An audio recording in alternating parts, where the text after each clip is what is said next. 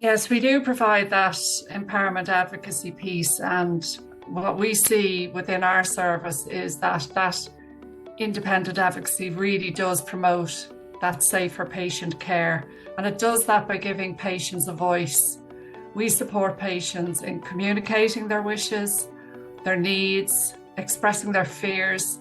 We ensure and help them to ensure that their own voices are heard and that they're central to those decisions that are being made around their care. Our type of advocacy is empowerment, and I suppose it empowers people to make those informed decisions and ensure that their rights are upheld. One of the things we can do as an independent advocacy service is act as that bridge between patients and healthcare providers. And this can be done by facilitating that communication between patients and healthcare professionals. It also improves the health literacy side of things. That can be improved, and it can help reduce those misunderstandings and ensure that both parties have clear understandings of a situation. As well, the data that we collect, I suppose, plays a huge role in that evidence-based care, and there is an opportunity within the services to triangulate that data from complaints, from reviews, from patient safety incidents, and from partnership mechanisms with the likes of ourselves to kind of inform that evidence-based healthcare provision. Communication is a huge part of what we do, and I suppose that improvement in the communication piece, facilitating that access to information and helping identify and address errors and safety concerns, further upholds a patient's rights. As a service, we also look at the systemic advocacy piece. So the more data we collect, the more opportunity there is for us to identify themes and inconsistencies. And that could be in policy and procedural application. And it does give us the opportunity then to raise concerns with relevant stakeholders about potential safety issues, such as poor communications or problems with care delivery. I suppose also by ensuring that the patient's needs and preferences remain central to decision making. Advocacy also helps that and supports that learning from complaints and patient safety incidents. And that ensures that there is appropriate care there and vulnerable individuals are supported. We can also help patients as advocates overcome barriers to making complaints. That difficulties accessing medical records or information about services, challenging maybe decisions which may not align fully with the patient's wishes, and ensuring that people who use our services, again, are that fully informed in their own and involved in their own care. I suppose through the empowerment model, our service was able to support the people we work and help them achieve the outcomes that they desired, which not only helped them in resolving their issues, but also provided that opportunity for learning and improvements within the acute hospitals.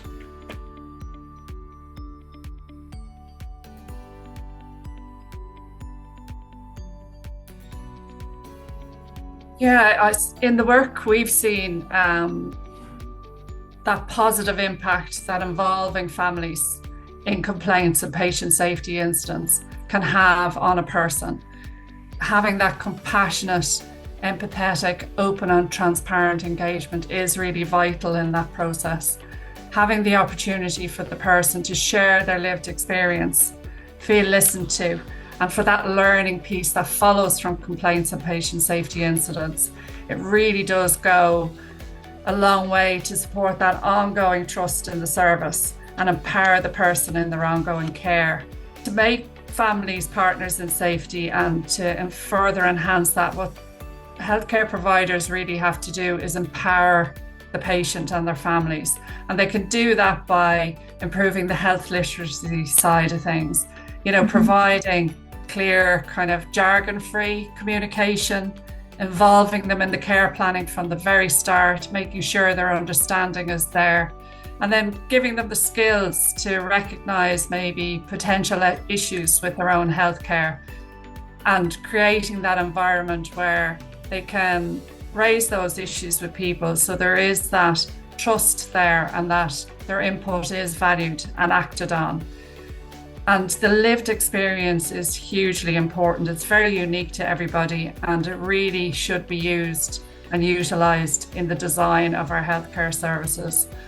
And all of that goes to supporting people and their families feel like they're real partners in safety. The practical steps can include literally asking that question, what matters? What matters to a person is very unique to them, and it's very individual. It is about that listening piece. It is about the information. It's about sharing that information. It's about the learning piece as well. Within the communication piece, it's having those communication options with IT being progressed the whole way through. It's making sure that there aren't barriers there for people that need to use the services. Easy read leaflets, educating families on how to monitor their own symptoms and when to speak up. You know, that brings that supportive, empathetic kind of, again, environment that has that respect and compassion there. And I think being aware now within our health services of that cultural values and the unique needs of different patients, and, you know, getting to know people and understanding and respecting those values. And I think for us and the work that we do, having that complaint system where families can report concerns without that fear of judgment is really a huge role and a vital component of clinical governance, as is incident management. And again, the data from these feedback and investigation systems that should be used to inform evidence-based learning, should be used in the design of new healthcare services and to improve that quality and the lived experience. Through our work, we can see that partnership growing when there's acknowledgement and sincere apologies and assurances from service providers about ongoing care. It supports that emotional closure for people and allows the person to reclaim their own dignity and respect within the system. You know, then there's a readiness to move on, and then people feel safer. So therefore, they become more engaged in the systems.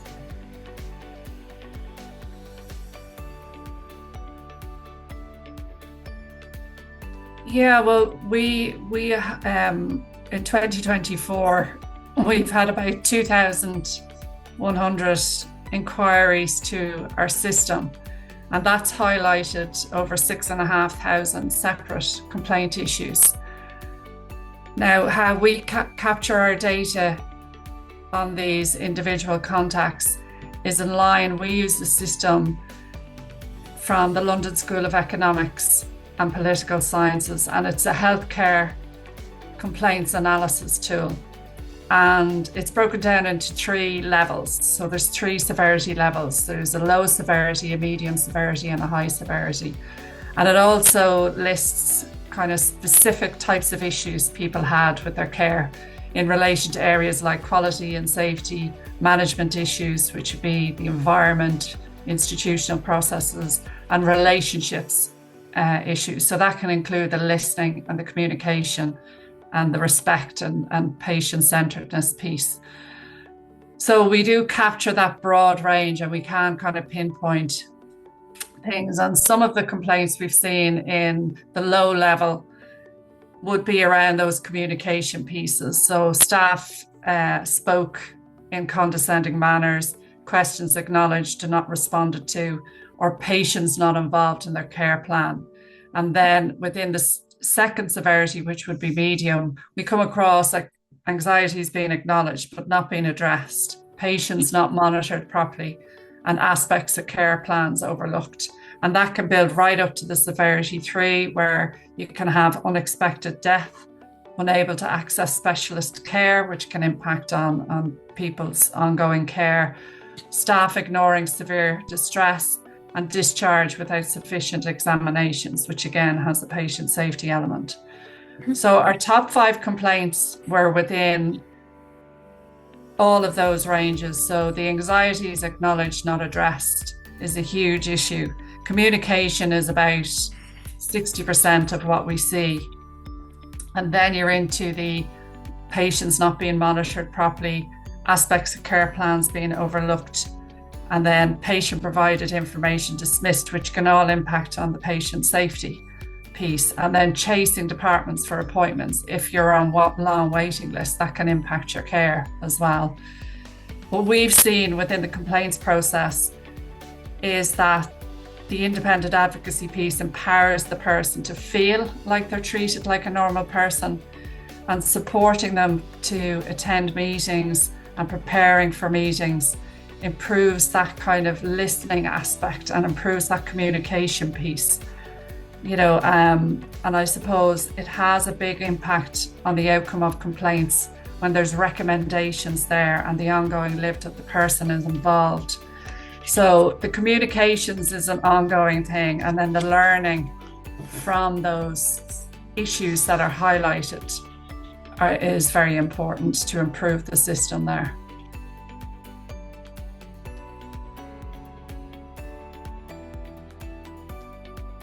Yes, through our work and as part of, I suppose, that systemic advocacy piece and the fact that we collect all this data, we are sitting at national fora, being able to provide that oversight view of the patient experience through complaints and patient safety incident support that we offer.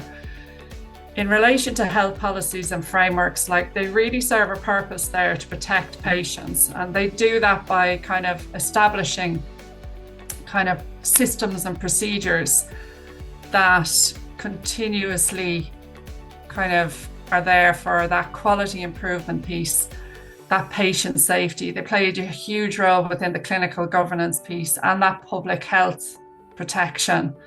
And I suppose through our work, we've seen that there is room for improvement, and it is around that consistency of implementation sometimes of these frameworks and the legislation across all the services. And that's about ensuring as well that they're patient-centred and that there's a proactive piece there rather than a reactive piece when anything goes wrong. So key frameworks that we would come across would be the HSE framework for improving quality, the incident management framework, the Department of Health, the open disclosure framework there, and the HSE's own open disclosure policy. And the idea of them, as well as being that system mechanism there, is also to kind of foster that culture of safety. And education is vital within that, and especially for the staff implementing these frameworks so they understand what they're about, so they can be implemented properly at local and national level. And that increases that correct data to provide that evidence base for learning and improvement, and it should increase that improvement there. The challenges that we see in ensuring that quality in the system is about that consistent delivery. Safety should be a priority, and that learning should be applied, and there should be respect there, and respectful care, especially as we're moving into a more integrated healthcare system. That quality delivery system should really be there. The other side of the clinical governance piece as well is that holding healthcare professionals to account. And that plays an important role as well for the quality and safety care.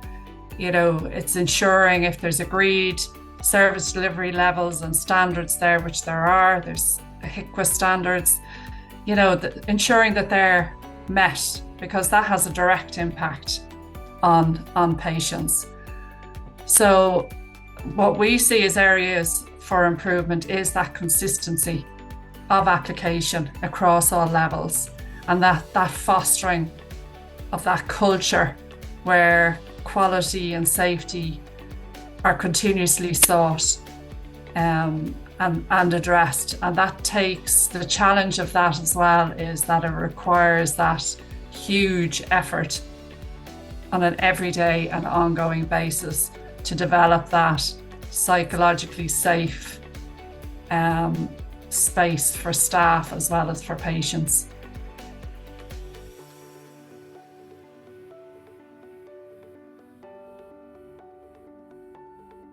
Yeah, we're going about 5 years now, and from the very start to now, we have seen that patient advocacy is evolving. And I think it's evolving into a more empowering and collaborative bridge between patients and decision makers or service providers. It's backed in some ways by the legislation and the framework, and one of those being I suppose, supporting that assisted decision making. And there is a greater focus on that person-centered care, that human rights-based approach, rather than that patriarchal best interest care. And I think that will improve safety as it goes along. There is growth within the service at the moment in the patient and service user engagement. Within the HSC, we've seen a department, there's patient engagement at the new regional level and at a national level, and there'll be patient councils. And I think that'll embed further when there's cultural improvement there within the services, and that patient partnership will impact that quality and patient safety. I think in the next few years, we can expect to see a greater emphasis on empowering the patient to advocate for themselves, which is what we try and promote. And it is, again, improving that health literacy, providing access to relevant information, being, for us, about being more proactive in the role that we have in relation to the systemic advocacy piece to improve those outcomes. The Assisted Decision-Making Capacity Act, I think, in particular, will go further to promote that culture of that self-supported decision-making. People will be empowered to make their own decisions, even if they're bad ones, with the appropriate assistance that they have in place. But again, I think it's about making sure that the staff are aware of legislation, the implications, what it means, and how you put it in place in practice. Again, for us, it's about increasing the focus on supporting the patients to build their own capacity. There should be more opportunity for them to have their voices heard within the systems, leading to that more informed decision making and designing of services. I think there should be, what I'm hoping is independent advocacy will be more integrated and visible, especially around our service within healthcare settings. We have a memorandum of understanding with the HSE around awareness and learning, and it's embedding that further now within the new structures of the regions. But for us, settings like hospitals and nursing homes, it's about the staff raising that awareness of services like ours to ensure that patients and their families know where to find support when they are raising concerns, or if they have any issues or they feel that they need any support. And raising awareness, again, will support that collaborative piece between healthcare professionals and patient advocates. So that should continue to bridge that gap in that understanding even of what independent advocacy is, and champion independent advocacy within there and patient needs. So that ensures that more cohesive approach to care, which again improves patient safety and patient outcomes.